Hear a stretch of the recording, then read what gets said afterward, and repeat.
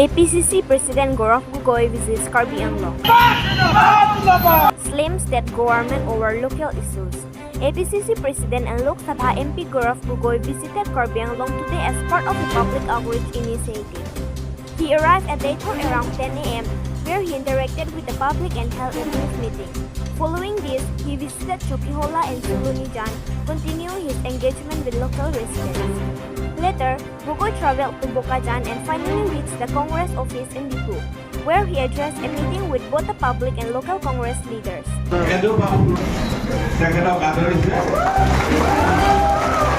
During his visit, Gaurav Gogoi highlighted several key issues affecting the region, including poor road condition, frequent floods, and administrative neglect. In a sharp criticism of the current government, Gogoi referred to Assam Chief Minister Himanta Biswa Sarma as the Himanta ATM of Karbi Anglong, implying unchecked political and financial exploitation in the district.